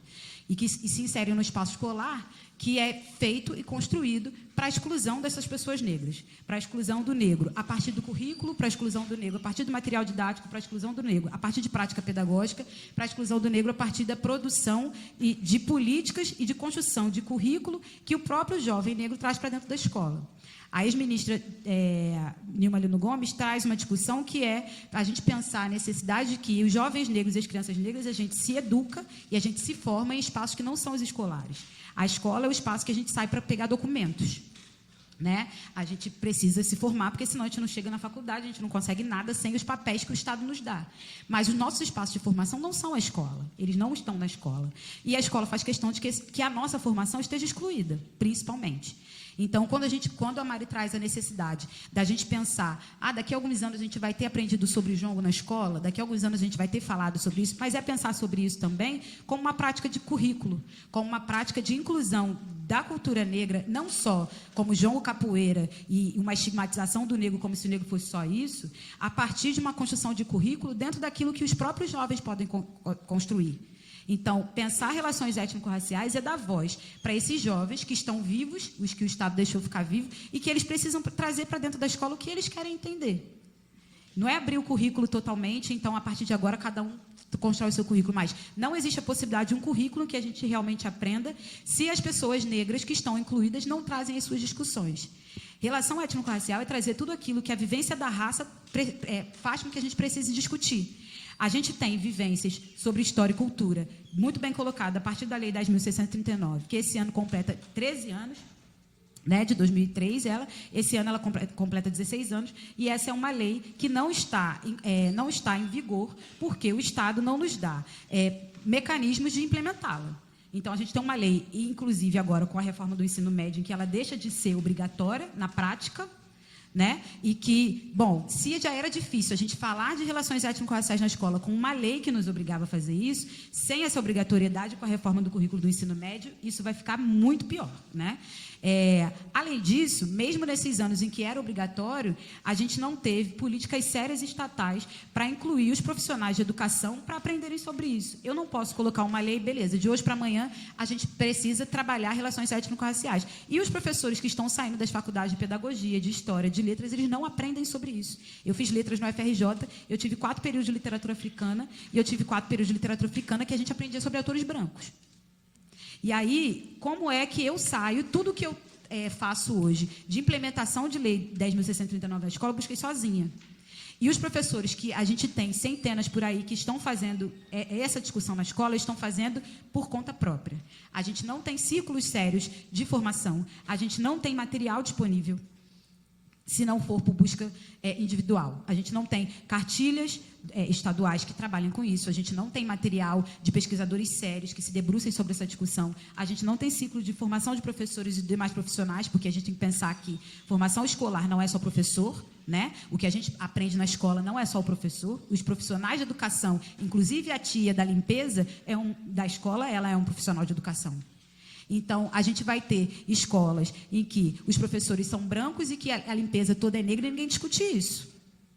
Então, a gente vai ter... E aí pega o 20 de novembro, coloca um monte de gente com turbante na escola, bota para jogar meia dúzia de tempo de capoeira e acha que está trabalhando para a produção de relações étnico-raciais. E a gente não está discutindo que esse jovem não está vivo e quando esse jovem... E que a gente está falando de jovens negros que, quando chegam ao ensino médio, né? Então, se a gente pensar alguns anos atrás, não na minha geração, mas, de repente, a geração dos meus irmãos, de 40 e poucos anos, terminar o ensino fundamental, os filhos estavam formados. Hoje em dia, o ensino fundamental é nada, eu tenho mestrado e também, né, a gente está sempre tendo que galgar outros espaços. Se a gente olhar os índices de evasão escolar e a gente olhar isso com recorte racial, a gente vai ver que os jovens negros não estão chegando ao ensino médio. Muitos porque morrem, muitos porque evadem da escola e muitos porque não conseguem sustentar. E aí a gente vai ter esses jovens que estão no ensino médio, eles já foram apartados de uma vida escolar totalmente sem discussão sobre a questão racial e sem a cultura e a história negra e africana, porque a gente tem livros e materiais didáticos são completamente viciados e que, quando esse jovem chega no ensino médio, ele já tem uma formação de identidade totalmente danificada, porque a escola é um outro mecanismo que incute violência sobre os jovens negros, sobre o indivíduo negro, e aí, quando ele chega no ensino médio, ele é colocado para o mercado de trabalho. Só que o mercado de trabalho, bom, a gente tem que pensar na empregabilidade, só que o mercado de trabalho não absorve jovens negros. O mercado de trabalho não está interessado em jovens negros quando a gente retira do currículo matérias que são essenciais para a formação de senso crítico. Ele pensa em jovens negros como aqueles que vão aprender a ler e a somar para serem empregados de empresas grandes. A gente está construindo culturas para as relações étnico-raciais que elas são tão violentas quanto a partir do currículo, quanto o lugar social que esses jovens negros vão ocupar na sociedade.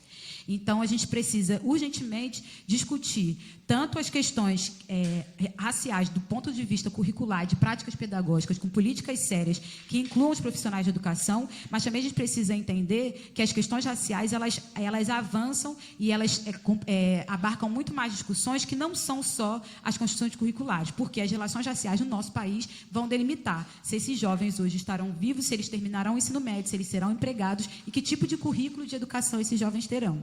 E é importante que a gente avance nesse tipo de discussão, e é por isso que eu acho importante esse tipo de movimentação, porque é claro que em 10, 15 minutos que a gente tem para discutir isso, a gente não dá conta, mas são reflexões necessárias para a gente começar a pensar que a gente tem outras, muito mais questões que são raciais e que muitas vezes a gente não se dá conta e que elas estão presentes na própria prática escolar, na vida cotidiana da escola. É isso, bom dia.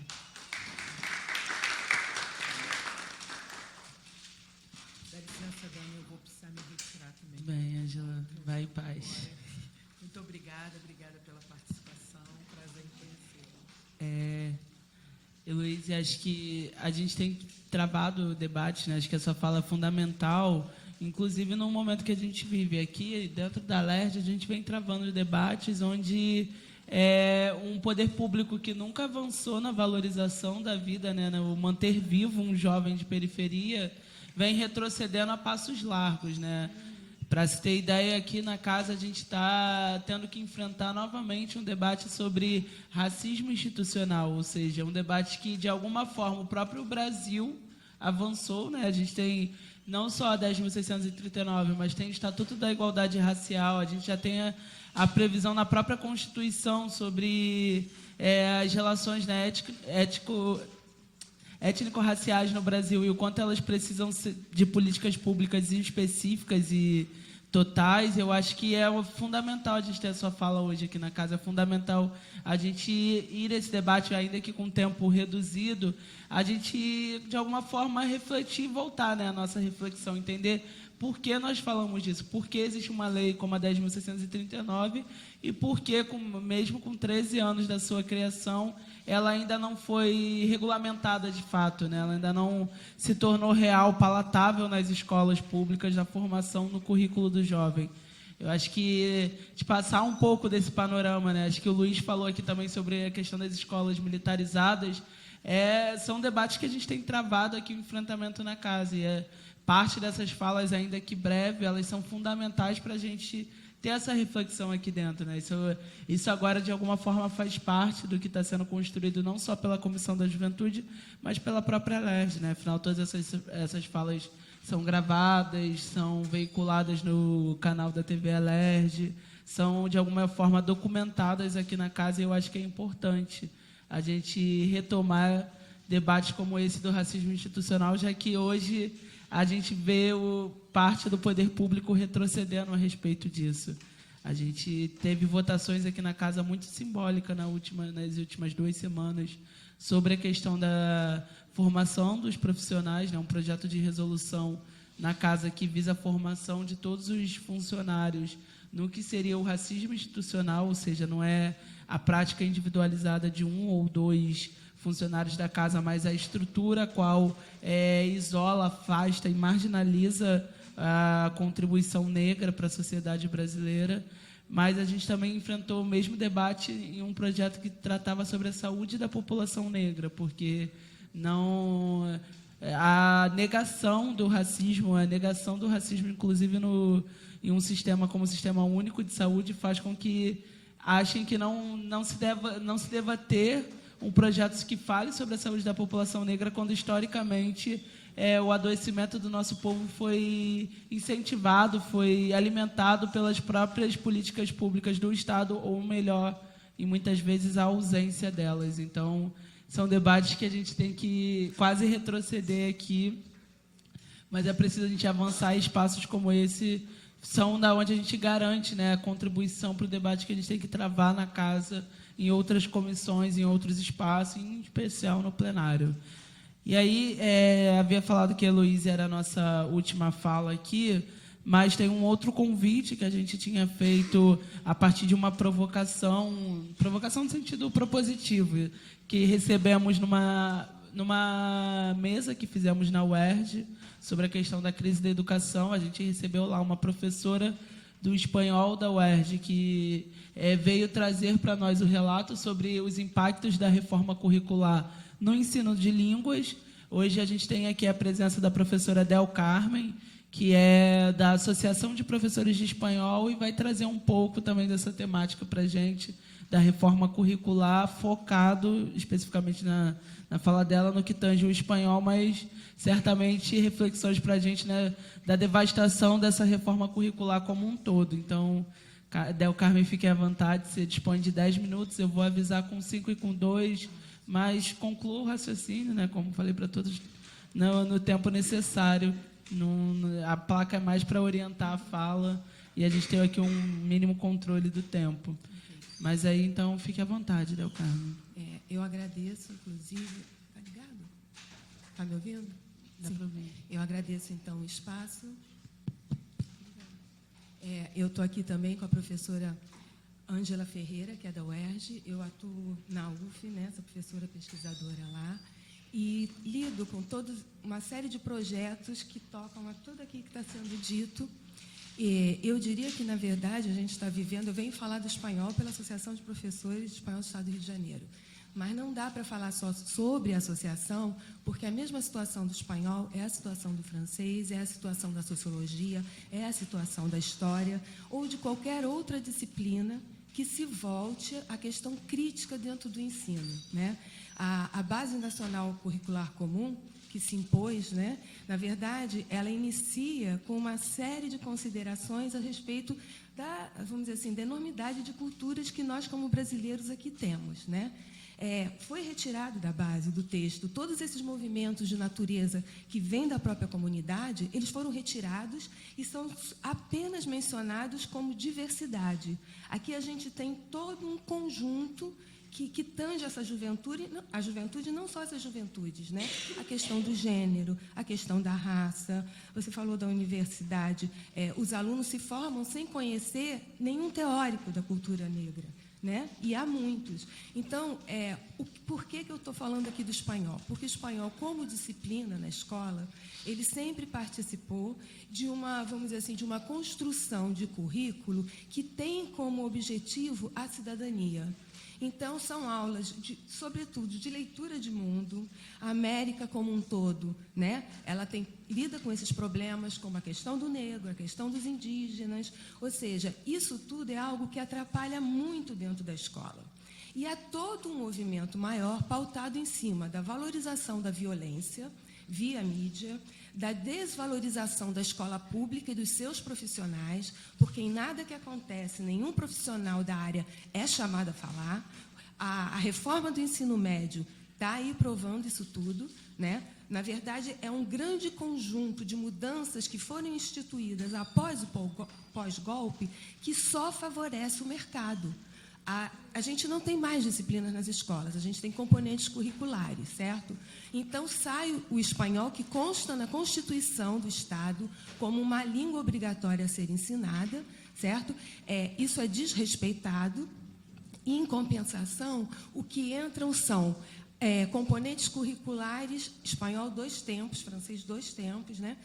Componentes curriculares como empreendedorismo, com dinheiro público que passa para fundações, para a SEBRAE, para uma série de instituições, que poderia esse dinheiro ser investido, né, utilizando os próprios funcionários, aqueles que são os especialistas, que trabalham na área da educação, né? E aí eu falo desde aquele que está na portaria recebendo os alunos, até mesmo os professores, a todos que ali têm um trabalho conjunto. Na universidade, a gente está com a questão do futurice, ou faturice, né? E em todos esses movimentos, a gente vê que tem algo muito maior por trás, vinculado ao Banco Mundial, vinculado à Organização Mundial do Comércio, ou seja, estamos atendendo a necessidades do comércio, e não da escola, e não da educação. Então, quando a PERJ procura se manifestar, eu acho que a importância é essa. A gente precisa de espaço nas escolas, né, para poder discutir todas essas questões, porque é na escola que se começa. E a gente tem profissionais para isso. Então, se nós formos dar uma olhada em todas as legislações que tem aí, a gente vai ver as licenças para terceirização participando nas escolas, o que implica retirar os professores, porque não há mais concurso público, então retiram-se os professores, contratam-se pessoas que não precisam sequer ter formação para isso, né, a preços bem baratos, para exatamente manter o currículo que eles querem para toda a população.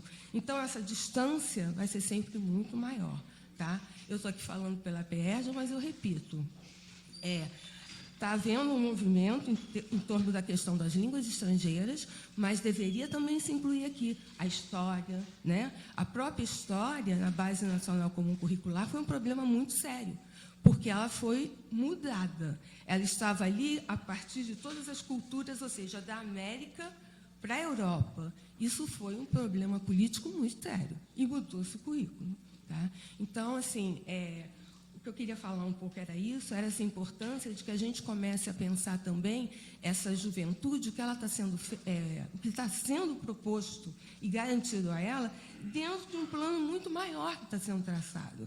Um plano que, assim que o golpe foi realizado, a gente teve uma sequência de leis que estão impedindo a realização do PNE, que estão impedindo aqui toda uma, vamos dizer assim, toda uma valorização do que é a escola pública, em detrimento das escolas privadas. O Estado fechou prédios.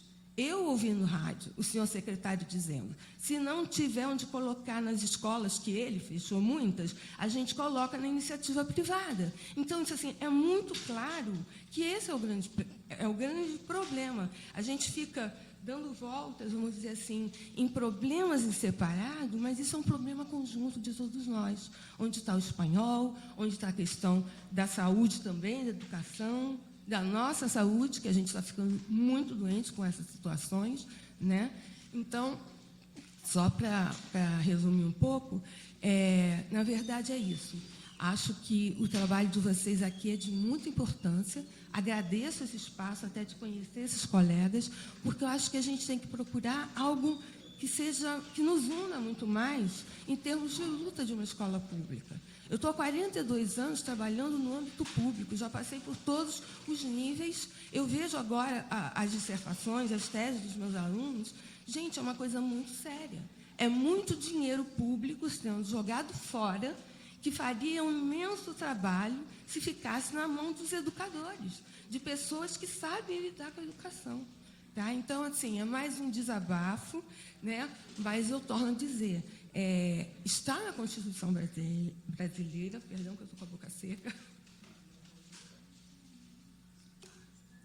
e a FAETEC, que é a Fundação do Ensino Médio, que há muitos anos instituiu o espanhol na sua grade, ela está retirando, está sendo obrigada a retirar o espanhol independente da vontade dos alunos e dos professores, o que é um contrassenso, porque se há professores e alunos, por que se acaba com isso? Sem dizer de toda a rede, né? Os professores de espanhol estão tendo que trabalhar em 6, 7, 8 escolas, para poder cumprir a carga horária de 12 tempos, certo? Recebendo, só tem um teto para pagar passagem, o restante vai do bolso deles. Então, assim, a classe educadora está pagando para trabalhar em todos os sentidos, simplesmente porque está engajada com a questão da escola. Porque, na verdade, o mais importante que a gente tem aqui é a escola. É o espaço mais democrático, ou deveria ser, para todos. Mas é muito difícil a gente lutar contra toda essa questão econômica que está aí, transnacional, por cima de todos nós, com a mídia na mão, fazendo as propagandas, denegrindo a escola pública, denegrindo o trabalho de pessoas sérias. Então, eu acho que isso precisa ser dito, isso precisa ser investigado, porque deve ter muita mais coisa por trás disso tudo. Não é possível que, de repente, esse Estado se transforme, a gente seja obrigado a atender a um currículo que não foi feito de forma democrática, porque as pessoas que faziam o currículo foram substituídas, foram colocadas pessoas ali para fechar a base nacional comum, e se vocês verificarem no currículo Lattes dessas pessoas, todas elas vêm dessas grandes empresas educacionais privadas que detêm na mão todo um dinheiro seríssimo, porque se mais ou menos 79% está na escola pública, né, os 21% estavam na privada. Quando a gente vai para o âmbito universitário, é o contrário, a situação se inverte. Né? Então, o que esse grupo econômico que está aí com as suas escolas na Bolsa de Valores, para quem quiser comprar, né, vamos dizer assim, cotas, o que eles querem? Eles querem exatamente a escola pública, gente. O que isso significa de dinheiro, com o Programa Nacional do Livro Didático, que também foi alterado assim que houve a mudança, né? Foram retiradas as universidades da avaliação dos livros didáticos. Logo em seguida, sai um documento do ministro anterior dizendo que os livros podiam conter erros. Ou seja, o que as pessoas querem? Querem desovar os seus materiais didáticos, já que 80% pertence, né, à mão do Estado, é ela que banca os livros didáticos. Então, os interesses estão muito além. Matar pessoas negras que vivem em comunidade, isso gera pânico. Isso gera, né? Pode ver que não acontece muita coisa na Zona Sul. E isso autoriza as pessoas a tomarem uma série de atitudes em função dessa coisa. Pode botar o militar na escola. Gente, o que é isso? Tem escola militar aí. Tem escola militar, tem escola religiosa. As pessoas têm opção de fazer o que quiserem. Por que escola pública? É isso que a gente tem que pensar. Por que a gente está sendo submetido a essas coisas, a esse tipo de situação? Por que a gente está ficando doente? E por que a gente não consegue espaços para poder dizer essas coisas? Porque são coisas muito importantes. Lá na UF, a gente tem uma linha de pesquisa na qual eu atuo. Ela se chama Práticas de Linguagem, Formação e Trabalho docente, né? Onde há todo um desenvolvimento que envolve pesquisas sobre o Estado, sobre o município do Rio de Janeiro, ou seja, uma série de denúncias que acabam ficando restritas a um âmbito acadêmico. Então, e essa interlocução universidade, escola, ela é fundamental, tá? Então, o que eu queria aqui só solicitar é que fossem pensadas essas questões. Porque sair a filosofia, sair a história, o espanhol, o francês, não entrar o alemão, não entrar... Ou seja, eles mudaram a LDB, o que é muito sério, isso vem de uma Constituição. Quem olhar hoje a LDB, ela está arriscada de cima e embaixo, é uma vergonha, né? Para poder fazer o que bem querem e entendem. Mas o Estado tem autonomia, né? A relação aqui entre os âmbitos, ela é de uma certa autonomia. Então, o Estado pode, sim, manter todas esses componentes curriculares, não disciplinas mais, né? Mas que são, vamos dizer assim, questões muito bem pensadas e muito bem articuladas, que têm por detrás uma série de fundações que envolvem bancos, que envolvem, vamos dizer assim, os grandes poderes econômicos, inclusive aqui de um brasileiro. Tá? Então, era isso que eu queria falar, gente. Desculpa o desabafo, falei um pouco assim, solto, mas só para colocar que isso tudo está muito bem vinculado, muito bem pensado. A gente aqui não consegue se articular na contramão disso tudo. Tá? Obrigada. Né?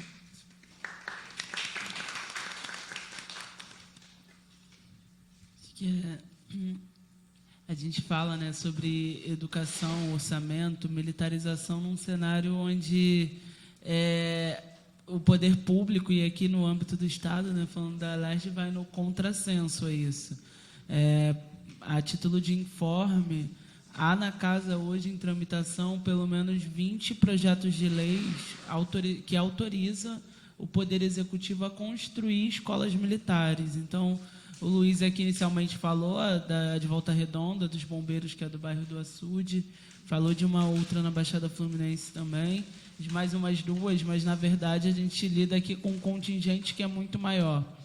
E a nossa dúvida hoje, que a gente questiona o secretário de Educação, é que a gente vem de um cenário onde o orçamento da educação está sendo cada vez mais golpeado, né? Mais agredido. Começa com uma PEC de teto de gastos, você tem anos e anos de construção da carreira do professor a partir de uma linha de meritocracia. Eu acho que a Mari traz um pouco no acúmulo quando fala do debate do SAERJ, mas a gente também tem que falar sobre como funciona também a valorização do currículo do professor, que não vai no vencimento base, né, que não vai no salário dele, mas vai em avaliações do mérito. Então, você vai utilizando recursos como Fundeb para você pagar um valor adicional e não um valor que está dentro do salário do vencimento base do professor.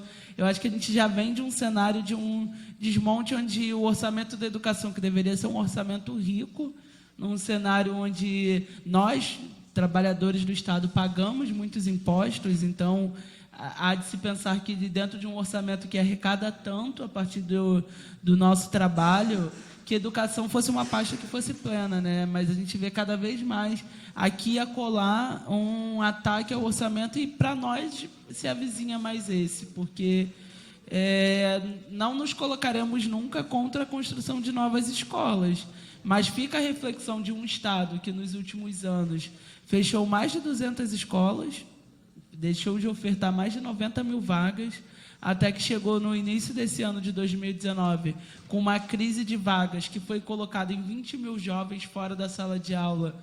Mas a perspectiva é que a evasão é muito maior do que essa, né, de jovens também, que parte dessa juventude neném, que desistem de procurar a escola, que veem a escola como uma construção distante. Nesse cenário, né, desse Estado, quando a gente fala de construção de escolas, parece que começamos a tocar a pauta na positiva. Mas as escolas militares, elas não são da rede, elas não são da SEDUC, elas são parcerias com a própria pasta da segurança pública. E aí, para nós, O que nós temos questionado cada vez mais é que num cenário onde estão cortando o currículo, onde diminuem as línguas de modo geral, diminuem a sociologia, a história, enfim, diminuir as matérias que estimulam o pensamento crítico e até o criativo, porque entra também a artes, entra música, dança e outras matérias mais dessa diversidade do pensamento criativo. Nesse corte, nesse cenário, da onde sai o orçamento para construir escolas militares? Qual vai ser a contribuição do orçamento da SEDUC para essa construção? Eu acho que é um pouco do que temos questionado aqui na casa e um pouco do que a gente também queria dar de contribuição para os diversos movimentos e entes aqui presentes para refletir. Para onde caminha o orçamento também aqui do Estado do Rio de Janeiro no que tange a educação, porque a construção de 20 escolas militares certamente vai representar uma fatia grande do orçamento, né? Se me permite, junto com a reforma do ensino médio, consta na mesma lei exatamente uma modificação do dinheiro do Fundeb. Foi alterada também essa lei. Então, quando a gente vê, por exemplo, projetos nacionais para a criação de apoio ao ensino médio, ali entram 500 escolas. Mas quantas escolas de ensino médio a gente tem nesse país? Então, o que está sendo feito com esse dinheiro do Fundeb? Né? Eu acho que tem muita coisa aqui que a gente precisa começar a conhecer. Né? Exatamente, Carmen, exatamente. Então, eu acho que é um pouco da reflexão que a gente queria trazer aqui, o panorama da pauta da educação na LERJ, acho que para fechar um pouco. É um cenário, como já teve presente na fala de todos aqui, né? Um cenário muito duro, mas daqui do espaço do poder público, da tomada de decisão, nós, que somos um mandato comprometido com a pauta da educação, estamos bastante preocupados com os próximos passos. A gente vai votar no final do ano a lei orçamentária, né, o LOA e o PPL, e essa votação, para nós, vai ser fundamental no sentido de qual vai ser a disputa ali dentro do orçamento da educação e o que a gente pode, de alguma forma, num Estado em crise, reaver desse orçamento. Então, aqui o panorama, não há debate no que tange o orçamento da educação na casa hoje. Há, por parte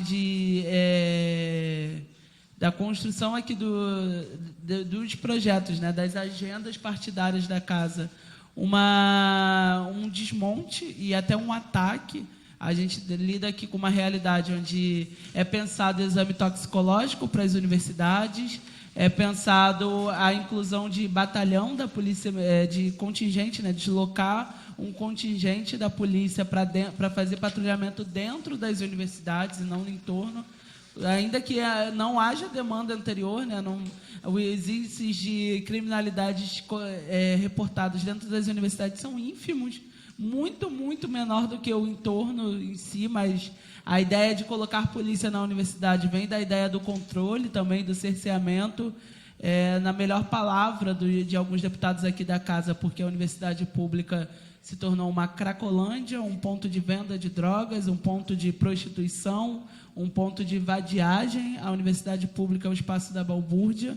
São as frases com que a gente lida aqui cotidianamente. Acho que, para o azar desse debate, nós existimos aqui também, porque, para falar para mim, na minha cara, sobre o fracasso da política de cotas, vai ter que procurar muito. No melhor português da década de 90, vai ter que rebolar muito para achar, porque aqui, não só no meu corpo, mas na minha história, na minha trajetória, está marcado o sucesso da política de cotas, está marcado a existência dessa política, o balanço muito positivo dela. Então, acho que aqui estou fazendo esse enfrentamento na casa de corpo e alma, e não só eu, mas poderia citar aqui o próprio deputado Renan, que esteve aqui, deputado Valdec, o deputado Flávio, diversos deputados aqui comprometidos com a pauta da educação. Inclusive, construímos uma frente de educação democrática aqui na casa para a gente começar a acumular mais sobre o enfrentamento que a gente vai precisar travar. O que eu estou tentando trazer para vocês nessa fala de encerramento é um panorama, como vocês já estão bem cientes, que é muito duro, mas aqui na casa não está diferente, e a gente faz o apelo de continuarmos isso aqui, ou seja, desse espaço da escuta temática não ser um fim em si mesmo. Acho que a gente tinha um objetivo aqui muito claro da construção do relatório e do incorporar, né, o que seriam os desafios da educação no estado do Rio de Janeiro, mas que a nossa luta, a partir de tudo que todos nós trouxemos aqui, não pode se encerrar nesse espaço. Então, a gente precisa, sim, construir frentes democráticas de defesa da educação democrática, frentes de luta e de resistência para os tempos que virão, porque acho que hoje a pauta da educação entra no cenário. A gente, eventualmente, aqui até brinca com isso, que fala que hoje em dia a pauta da educação está muito presente na ordem do dia da LERJ, mas não como gostaríamos, não como é necessário para a sobrevivência dos nossos. Então, a gente precisa, sim, disputar a narrativa que está sendo construída da educação. Eu acho que dentro da LERJ, nas escolas públicas, nas universidades, mas principalmente nas ruas, porque a gente precisa conversar com a população, a gente precisa construir resistência que aponte para hoje uma população que procura, sim, formas de saídas da crise, que nós apontemos essa saída, que a educação é o caminho, que investimento na juventude, investimento na educação básica, investimento na diversidade do currículo é o caminho para a construção de uma sociedade democrática que pretenda reduzir desigualdades sociais. Então, convido todos a continuarem se somando nessa luta e já coloco aqui à disposição a nossa Comissão da Juventude, bem como o nosso mandato na construção dessas lutas, porque o caminho vai ser longo, gente. A luta é dura, mas é o nosso bom combate, nosso necessário bom combate pela sobrevivência dos nossos e em defesa do nosso futuro. Então, a todos e todas que participaram aqui dessa escuta temática de educação, agradeço. Aos que já foram, mas aos que ainda estão aqui, agradeço, foi fundamental para a construção aqui do nosso espaço. Professora Carmen, por favor. Eu estou pedindo até porque, para deixar bem clara essa questão das cotas na UERJ, né? Nós tivemos ingresso, né, por vestibular de 2003 a 2018, 24.822 ingressantes cotistas e 57.731 ingressantes da ampla concorrência. E nós tivemos concluintes, ingressantes 24.000, né, e alguma coisa, e concluintes 10.274.